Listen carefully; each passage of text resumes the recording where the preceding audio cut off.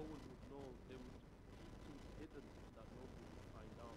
We know the story of where Hazrat Abu Bakr Siddiq radiallahu anhu fed Hazrat Abu Bakr Siddiq fed a old person, and then when they passed away, yeah, the Hazrat Umar radiallahu anhu happened to come across this person, and then they realized that the one who was feeding the old person was Hazrat Abu Bakr Siddiq for the rest of the old person's life, and he'd passed away. Then Hazrat Umar radiallahu anhu took over the role of feeding this person. So you see, but they kept this hidden. The deeds were hidden all the time. Now people, when they pray tahajjud, they say, Alhamdulillah, pray tahajjud. People go on Hajj, yeah. So for example, somebody's going on Hajj and they says, oh, brother, I'm going on Hajj, please make dua for me that I'm going on Hajj. And they says, yes, mashallah, you're going on, I've done 10 Hajjis myself. So what is this? What are you trying to prove here? That you've done 10 Hajjis. Them 10 Hajjis was between you and Allah subhanahu, not to show the people that you've done 10 Hajjis. And when you say things like this, what happens is just by that one sentence, everything can just diminish, everything can just go. All your good deeds that you accumulated, it can go in that one sentence by saying something like this. Any work of the deen that you do, yeah.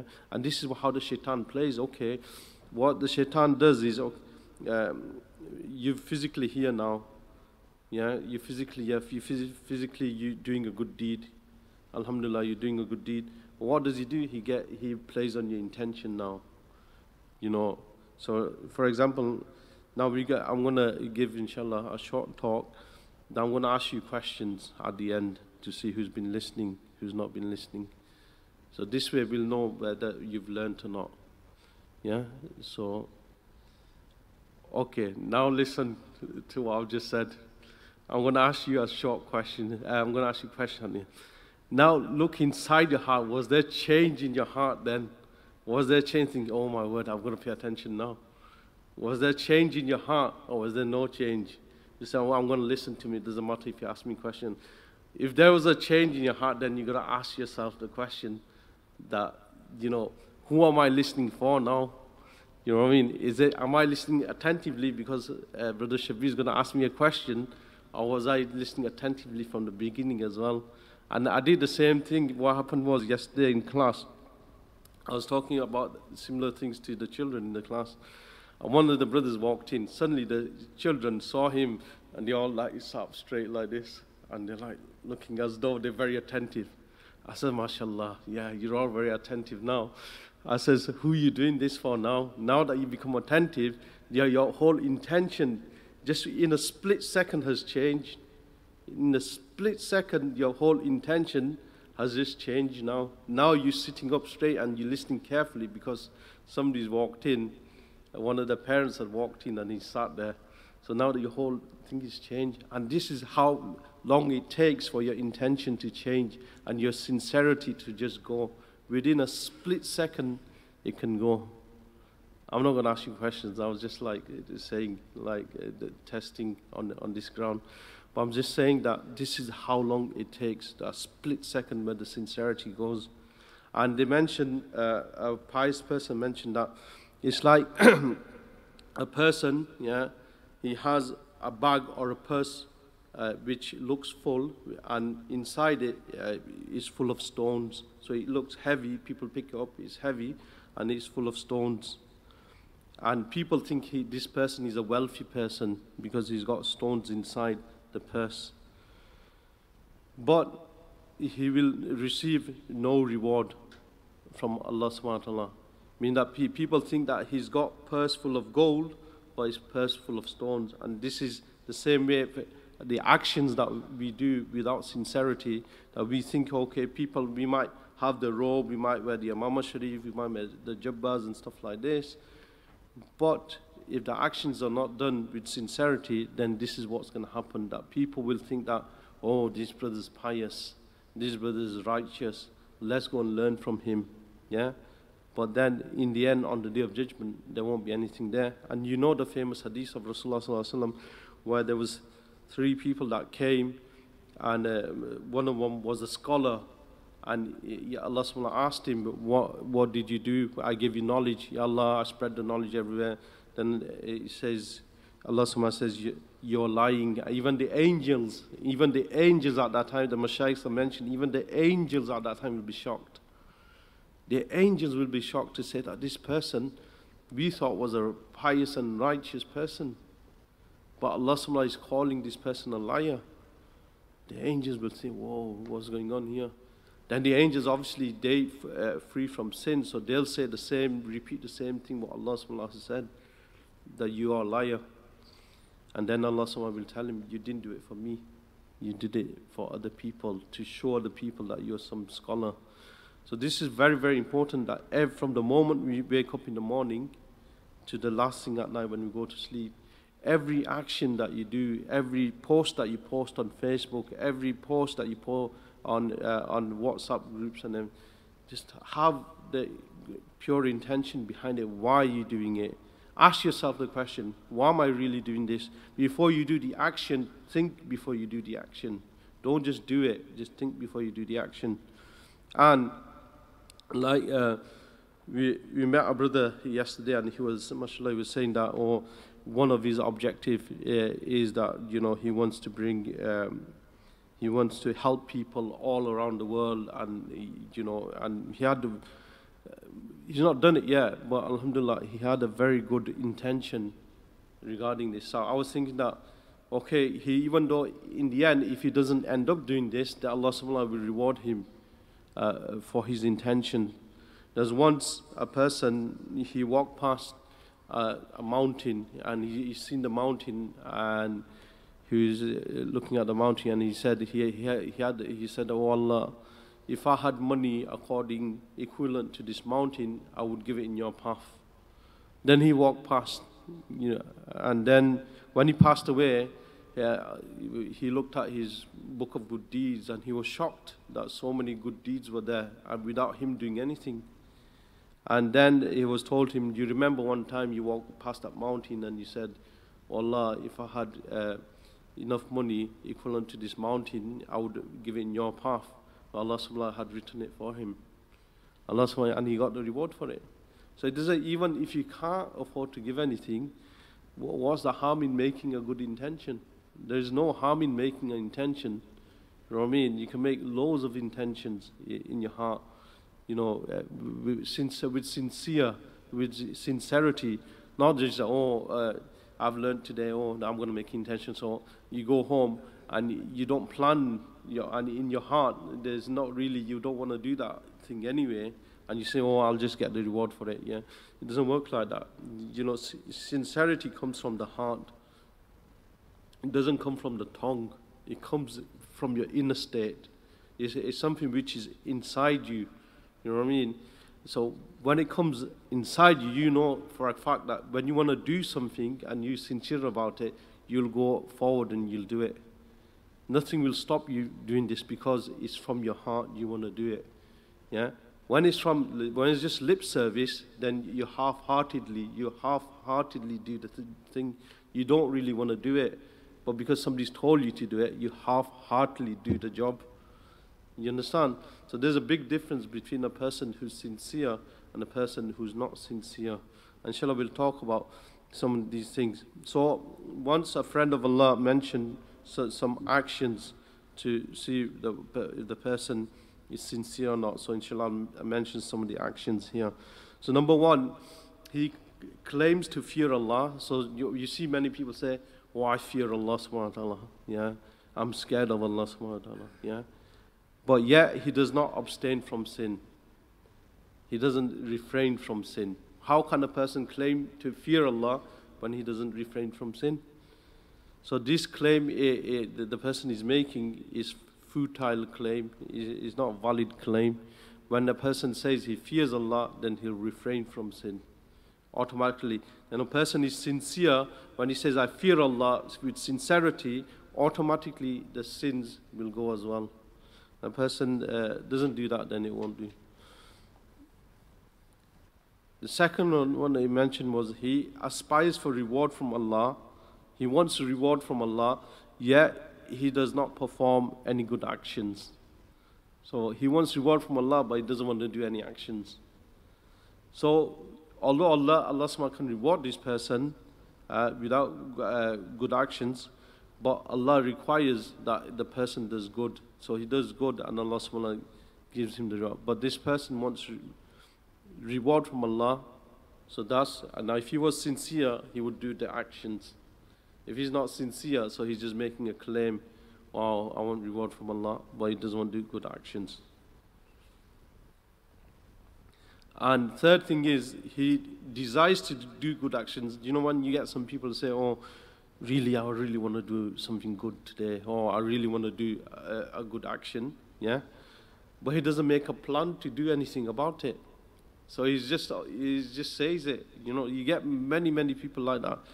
Yes, brother, yeah, I wish I can do what you're doing. Well, if you want to do what the person's doing, then make some action, make some plan, take some time out from your life and help him. You make a resolve to do something about it. But then this person, he doesn't want to do anything about it. So again, this claims that the person is not sincere. He prays for something, so somebody wants something, yeah, but he does not make an effort to acquire it. So he won't make any effort. He'll say, oh, Ya Allah, give me this, Ya Allah, give me that. Yeah, so he'll make the dua, yeah, but when it comes to the action, he won't do it. And we all know, Mashaykhs tell us all the time that, that in the Quran it's been mentioned that Allah does not help the person until he helps himself. Now, even if you make the dua, then you have to go and do the action. You know what I mean?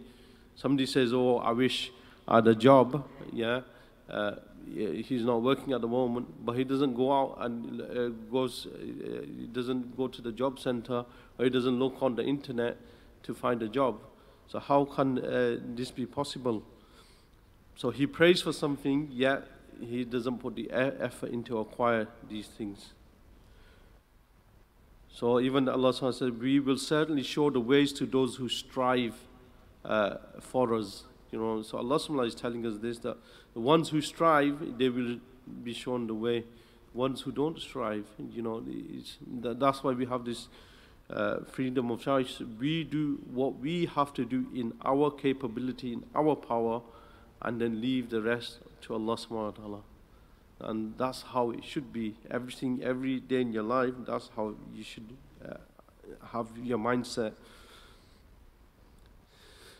So he seeks, another point is he seeks forgiveness with the tongue without being remorseful from the heart. So he says it from the tongue, or, I've done the sin, or forgive me to Allah subhanahu wa ta'ala. And in the heart, yeah, he's not regretful for what he's done.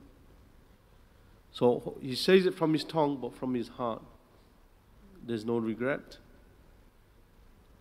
And this is one of the conditions of tawbah as well, that the person has regret in his heart, but he has no regret in his heart. And slowly, what will happen is he'll go back towards that sin again. That sin will never leave him, because that sin will attack him from all angles. It will always get back to him. And one of the ways, I'm telling you, this is a known fact, and the Mashaykhs have emphasized this so many times, you know, that even me saying it 50 times, 100 times, you know, is not enough. The person who will stop his personal amals will fall into the traps of the shaitan. It's simple. It's as simple as that. It doesn't matter whether you've been on the course for 11 years, 15 years, 20 years. Yeah, these sins will attack you again and again and again until you start doing your personal amals. The moment you start doing your personal amals, you will overcome the sins. How will you overcome the sins? Because your spirit will become strong. Yeah, to overcome the sins. If you don't do your personal amals, what will happen? You'll go weak,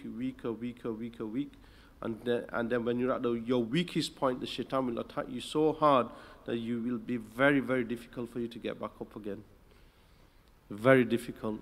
Some even don't get back up. Some don't even get back up. Some, by the fazl of Allah subhanahu wa ta'ala, get back up. But a lot of them, they can't get back up. They just don't have the energy anymore to get back up. And it's all because of what they've left, which is the food for the spirit, the water of the spirit, which is the personal amals. So personal amals, I can emphasize more. So then the friend of Allah mentioned in terms of when a person doesn't reform himself, meaning he doesn't want to change himself, then his actions will be worthless, meaning that if there's no sincerity in them, his actions are wasted without sincerity. So this is very, very important. So once a companion asked the Prophet ﷺ whether he would be rewarded for an action that he performed secretly, but then people got to find out about this action, and he felt happy about this. You know what I mean? So for example, somebody did an action privately, but for some reason he kept it hidden, but others found out about this action, and then it spread to other people that, oh, this person had done this. And he was happy in his heart. Would he get a reward for this? So the beloved Messenger ﷺ to the Muslim replied that he would receive double the reward. Therefore, one reward for performing the action secretly, and for other that it became apparent to others. So then what happened was, because it became apparent, others started following the action as well. So he did an action, something privately, secretly. So for example, he prayed Tahajjud namaz. Yeah, nobody knew. So if, for example, his children, one of his child saw this, and then what happened was, some relatives came to the house, and then the child said, "Oh, my father wakes up in the middle of the night and he prays Tahajjud namaz." And the father's thinking, "Oh my word, you know, I can try to keep it hidden," but he's like told the relatives now. And the relatives, instead of like, they took a lesson from this, and they thought, you know what, yeah, why don't we do something like this as well? So they went home and they performed the Tahajjud namaz, yeah. Now, he'll get double reward. One is that he performed this secretly, he didn't want anybody to know about Allah subhanahu wa ta'ala. Secondly, because of the action of the others that they performed this, then what will happen is he will get the reward. And this is why they mention about, you know, when a person gives dawah, and he does continuously, then his Jannah will be Jannah one below the Prophets, alayhimus salam. Why such a high rank they get? This is the reason why they get such a high rank, because they're giving dawah to one person, he's practicing, and others are doing. For example, a person, you call somebody towards the path of Allah, then he becomes a scholar. Yeah, he gets inspired and he becomes a scholar. Then he tells his wife, and his wife changes. Then they have children, and then the children change, and their children become scholars. Then they tell others. And while you buried in your grave, all the reward is coming to you. And whilst all the reward is coming to you, what's happening that your status is being elevated. It's like a business person, you know, a rich businessman. You don't see him in factories or other places physically there. When he's got, like, say, his business is worth millions and millions or even billions, you don't see him sat there in each of the factories and seeing that, you know, what's happening there. Well, he might be somewhere on holiday in Dubai, chilling out. Yeah, and what does he have? He has people in place. You know, he has the manager, he has a supervisor, he has a company director, and all these people are there. So they look after his business. So they get paid decent amounts of money, and then you have the staff, the workers. So they get paid money. But who makes the most money at the end is the owner. He makes the most money. The owner makes the most money through the work of other people that are doing. So same way in dawah terms as well, when you pass the message on to others, what happens is, that while you sat at home, maybe in your bed or doing other things, while you've conveyed that message to somebody, he's changed his life, and all the reward is coming back to you.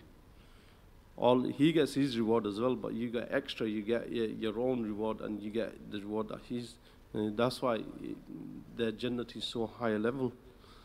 But we neglect the dawah aspects. We think that, oh, giving dawah is like, I don't know, it seems like people are afraid to give dawah. They have the fear factor. Because shaitan puts the fear factor in the person.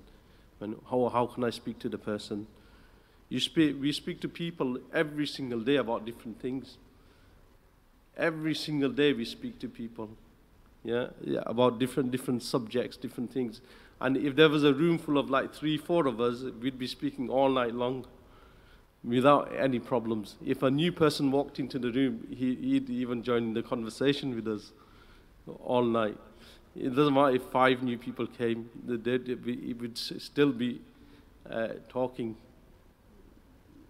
And what happens is, the same people that you're speaking to, is you're just changing the subject towards, the hereafter, towards Allah subhanahu wa ta'ala. So you see, it's just the same concept. People feel, oh, I don't know what to say. Well, you know how to speak. It's simple, you know how to speak. So all you do is just changing the subject matter. And the subject matter, everybody knows the subject matter, which is the journey of man. And you just like telling him about the hereafter.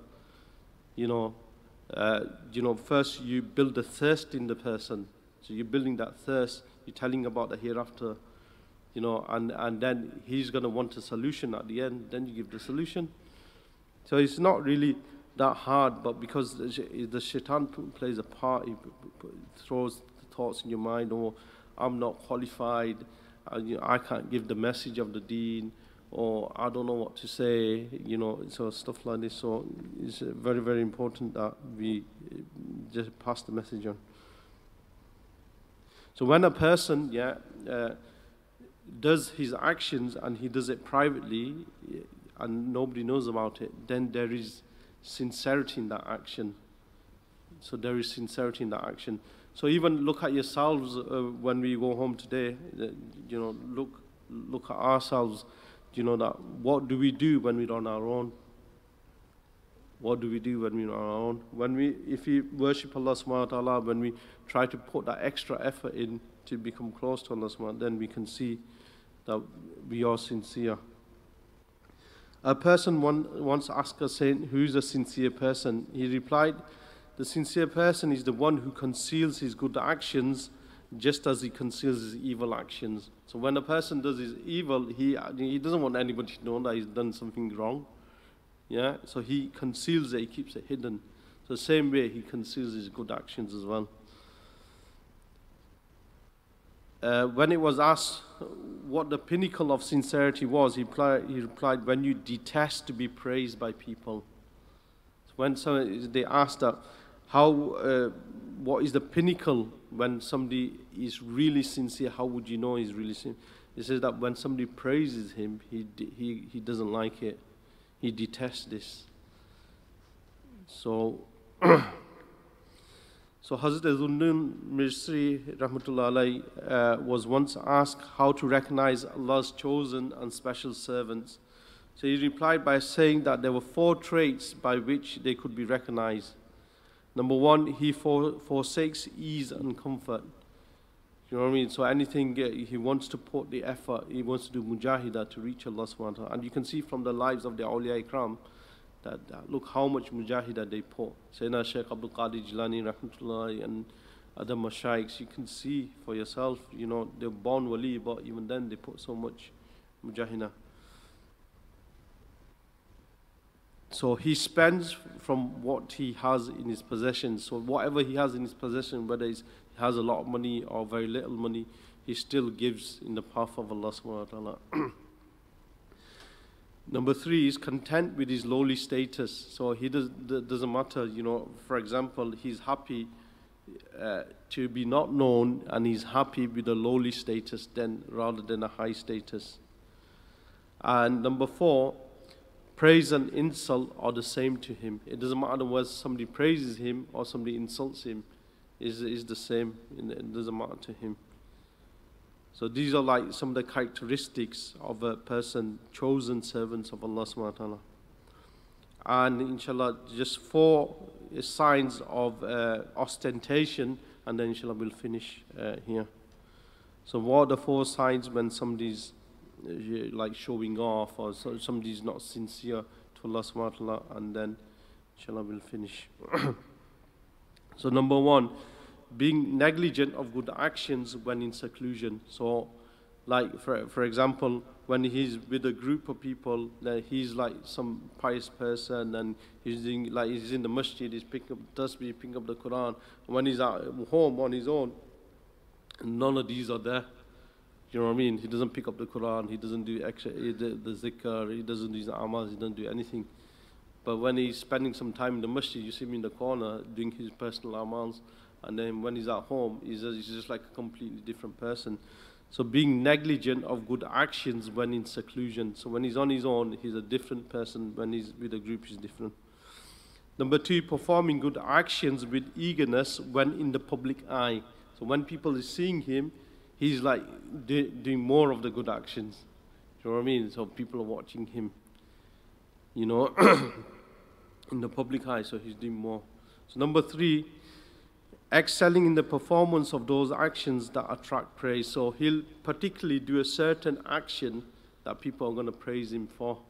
So he'll pick up certain actions that he'll do, or I'll get praised for doing this, or he'll do that. Number 4, reducing the performance of those actions that people frown at. So when he knows that people are not going to be happy with certain actions that I do, then what he'll do, he'll leave that action because of the people, because of the sake of the people, he'll leave that action. So for example, dawah, we can just say that giving dawah, sometimes people might question you and as stuff like that, who are you, this, that, and the other, yeah, or they might not be happy at you. So, meaning, yeah, you know, people who don't like people to give dawah, in that sense that you might come across other groups that might not be happy at what you're doing. So they frown at you, you know, they're unhappy at you. So what do? You leave that action because that person wasn't happy. Not because you're on the truth. You're on the truth and you're passing the message of the truth on to others. But because somebody else is going to say something, or he might say something, you know, which I'm not happy with. So then what happens is you leave these actions. So them are the 4 signs of ostentation that we mentioned. Inshallah, we'll finish here now. Subhanakallah wa hamdik. Ashhadu an la ilaha illa anta astaghfiruka wa atubu ilayk. Jazakallah khair.